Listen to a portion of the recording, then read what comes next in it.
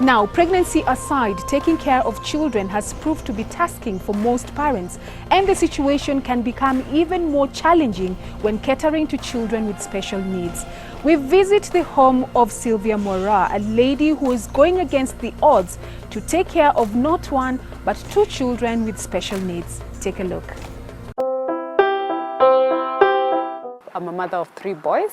Daniel, who's 13, Andrew, who's 10, and Bradley, who's 8. What's my shoes? Tidy up, not shoes first. Andrew has autism and a comorbid called a convulsive disorder, where he gets convulsions, as others would refer to it as epilepsy, while Bradley has ADHD. This is attention deficit hyperactivity disorder. Yeah. So right now, at the point of COVID-19, my child needs support. I am not working. That is the same with every other parent. We have so many parents who've been laid off. The greatest fear when the lockdown was announced was the fact that accessibility of so many things was going to be cut out.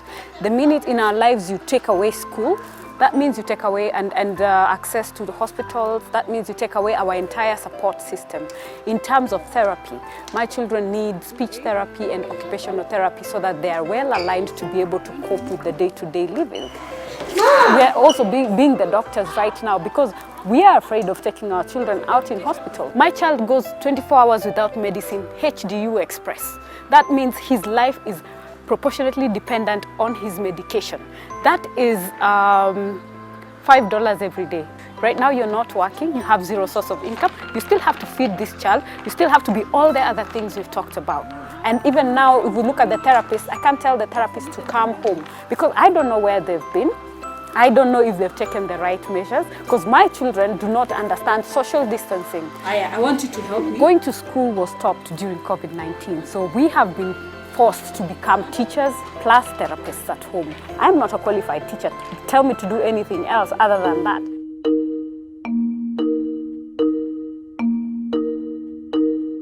Parents should have been involved in the management of their children with special needs.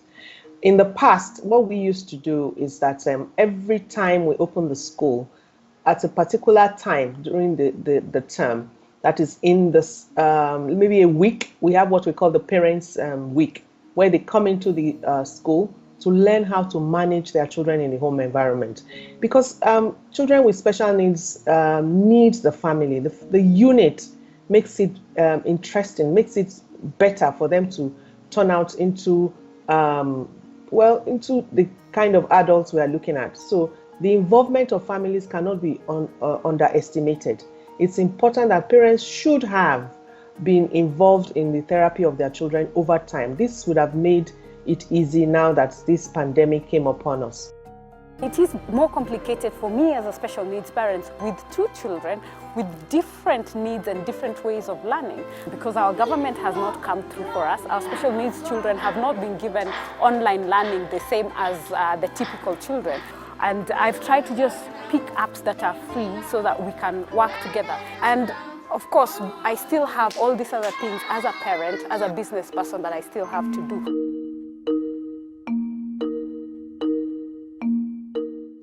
Well, I think the government is not doing enough when it comes to our children with special needs.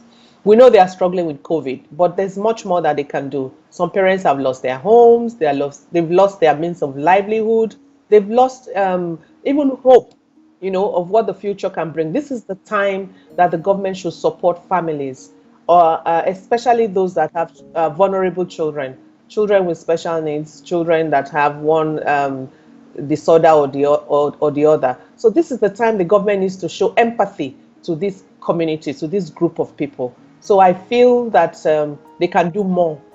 Splitting my time has been a daunting task. Trying to balance how much time do I give this child, how much time do I give this other child. I'm a human being. I also get frustrated. So all these lessons that I've learned as from the time I got the diagnosis of my children and trying to find support guided me to founding my organization, which is Andy Speaks for Special Needs Persons. We are a right-based organization going to raise the voice of persons with neurodevelopmental disabilities so that there is perfect inclusion when we're talking of leave no one behind in terms of health, when we're saying education for all, let our children not be left behind. All we have is each other. At this time, I feel children with special needs should be the last people to come into the community. One, because what we teach a lot of them is to be socially compatible, socially friendly. Social skills building is one of the intricate parts of working with children with special needs. And then there came social distancing. They had to distance themselves from their families, distance themselves from their community, distance themselves from everyone. So now is the time, first of all, parents should train the children in the home environment how to use the mask.